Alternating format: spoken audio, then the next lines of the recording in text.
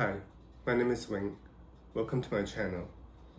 Today I'm going to be sharing with you my one and only open relationship that I tried to have back in 2017. As many of you have watched my other videos, and you might be aware that I have been single for a long period of time since 2012 when I ended my last long-term relationship. I tried dating, I tried hooking up, I tried a few relationships again, and nothing lasted or nothing worked out. And this open relationship in 2017 definitely didn't work out for me. So I met Ben. Anyways, I changed his name to Ben so that it's not his real name on Squaff. You know, that's one of the more popular dating apps out there right now. And we chatted a bit, and he lived in California, Long Beach, California. And after a few weeks of chatting, he decided to come and see me in Toronto. So I was very flattered that he would fly up to Toronto to stay with me for the weekend, and he did. And when we met, we clicked. We were very attracted to each other, and sex was great. We had a lot of great chemistry sexually, and it was a great weekend. And I think I was like really taken by that. And basically, when he went back to California, we stayed in touch, and we chatted. Jackie, go eat your dinner. Come on, eat your dinner. We texted each other on a regular basis, and I just thought, okay, maybe I would make this a long-term relationship, and I don't know if it was gonna work, but a long-distance relationship, I mean.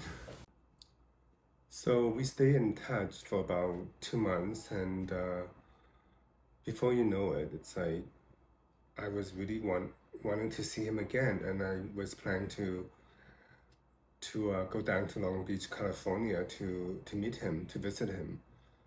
And I was on a project at the time that I really was not enjoying it, and I was very stressed out on that project, and I ended up leaving that project earlier. And then I didn't have any other jobs lined up at the time, so I just thought, okay, well, maybe I'll go and visit him and see how it's gonna turn out. And so I bought a one-way plane ticket, and I flew myself down to California, and he went to the airport to pick me up and drove me back to the house that he was renting in Long Beach, California. He has two other roommates there, so, but it was a nice house with a backyard swimming pool there, and I was like, just kind of like, I don't know how to describe it. I just felt like I was kind of falling in love with him already when I went down there, and I ended up staying for 5 weeks. Like, I didn't plan to stay that long, but and I was really falling in love with him. Jakey, what you doing? I gave you dinner already.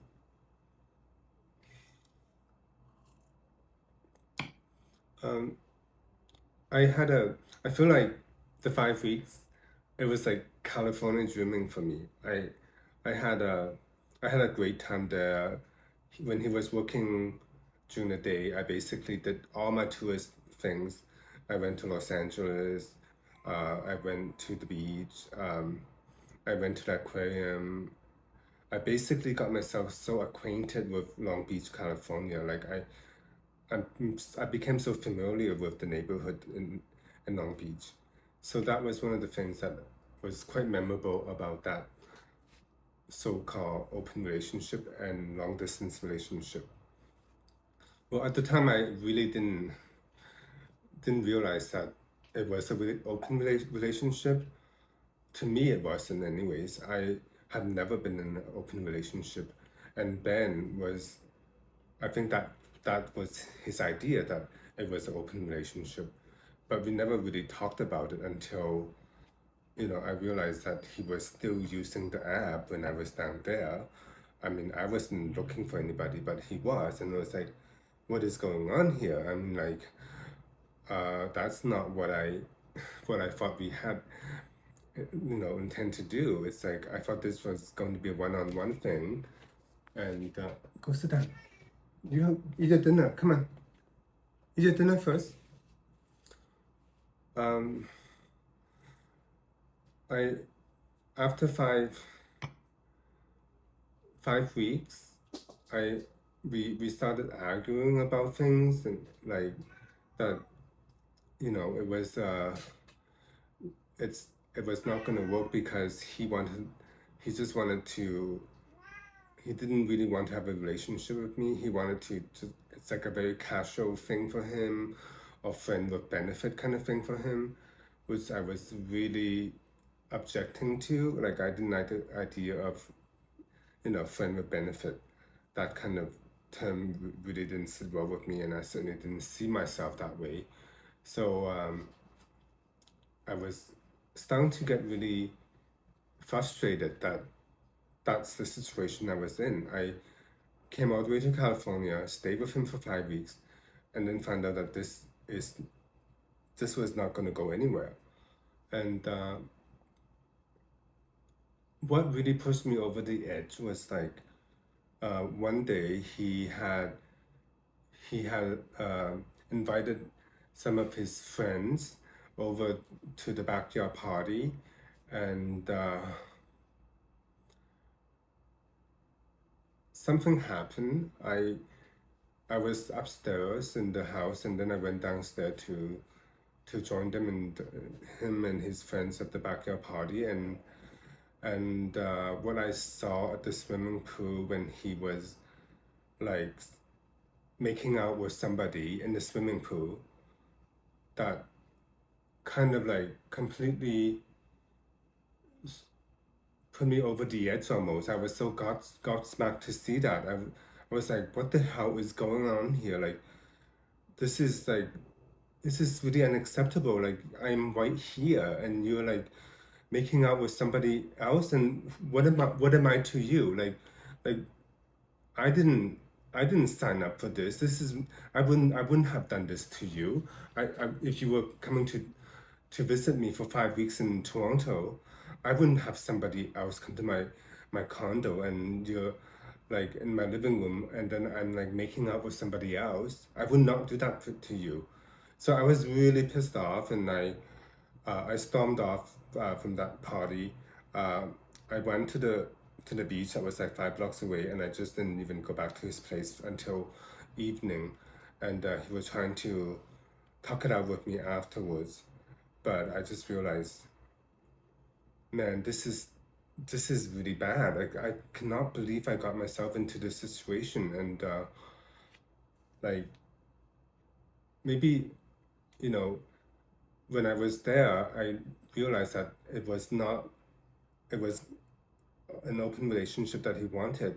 I should have packed up and left, but I still stayed a few weeks longer, thinking that okay, maybe I can try to make it work. Maybe I can become more open-minded, and then just embrace this so-called open relationship that majority of the gay guys like are actually into right now. It's like I'm talking about when you open the app, whether it's on Grindr, Scruff, or any other dating apps. I'm like browsing it, and it's like most of the profiles are filled with guys that I would say 70% of them are in a relationship or married. And what does that leave us? That the old school version guys like me that are single, are looking for Mr. Right, who is preferably going to have a long-term relationship that is a one-on-one monogamous relationship. That's what I'm trying to say. Like, that's what I had in the past with all of my exes I had 3 other long-term relationships. They were all pretty much traditional monogamous relationships, which now is very rare in the gay community.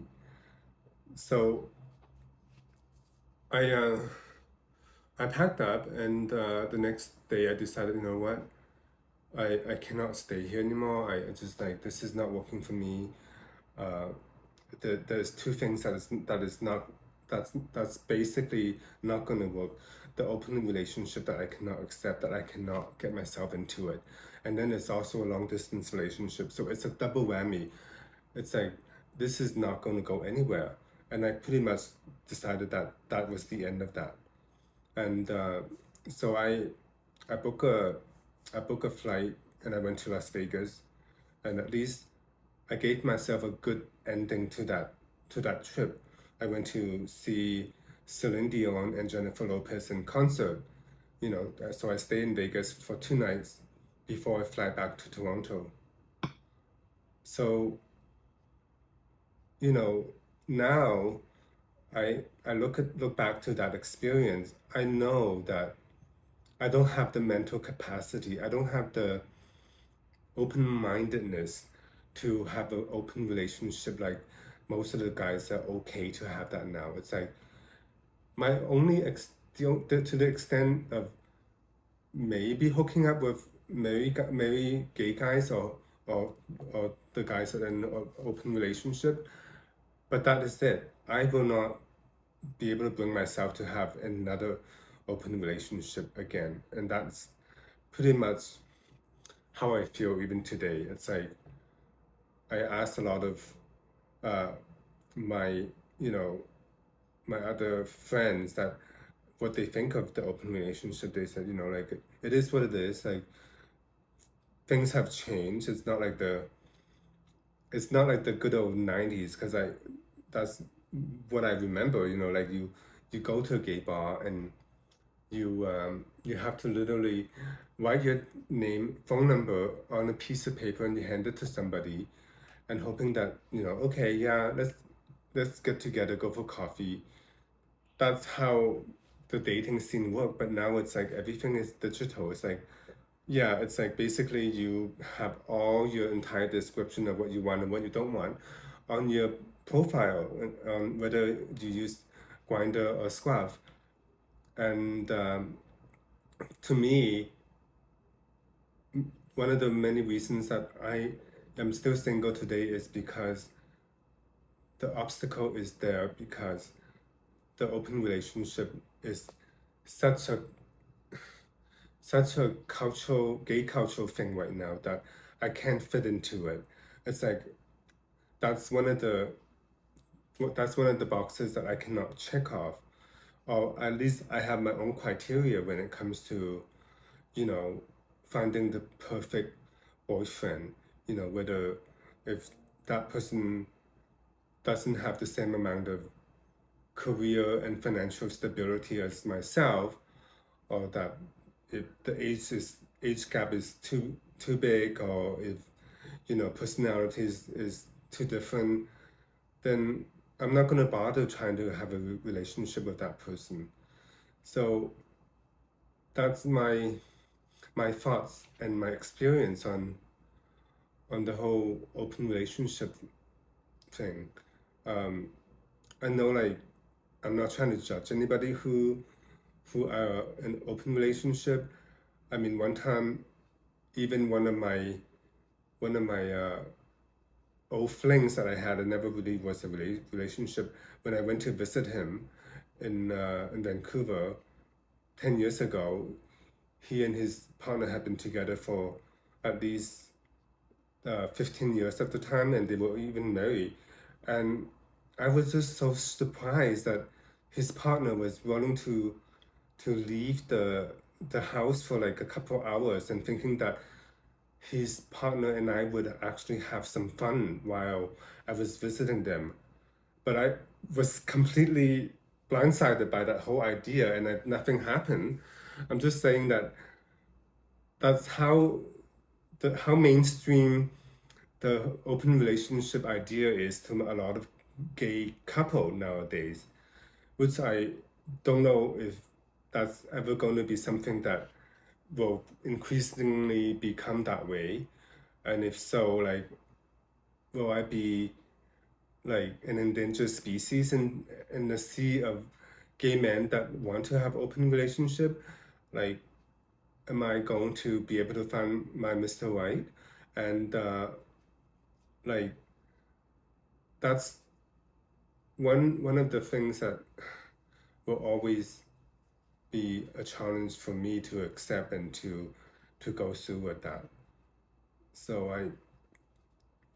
I hope that, you know, one day I will still be able to find somebody who will love me, who will want to have a monogamous relationship with me, who is on the same wavelength as me, and in terms of relationship value, and also, you know, like financially on the same page, or on the same level with me, and that, you know, we would have equal mutual attraction. And if those things are all checked off, then basically that is the perfect partner for me. But I don't know if that's ever going to happen. So for me to find all of those things, it's hard nowadays. So maybe that's why I am still single. I mean, I'm 48, and I've gotten so used to being single because I just can't find the one. And even when I thought I did in 2018, basically I was able to check off all of the boxes with him. And I think he was probably even into monogamous relationship as well. But then unfortunately, he just came out of a long-term relationship and he wasn't ready for another relationship.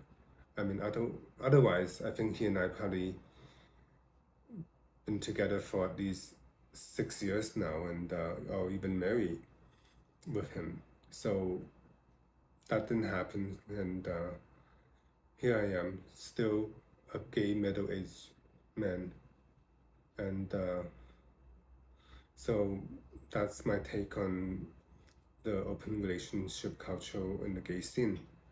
Anyways, I hope you enjoy watching this video, and thank you for listening me to vent about the open relationship aspect of my experience and all that. So, and I hope you like and comment and subscribe to this after watching this video, and I hope to see you again next time. Take care. Bye.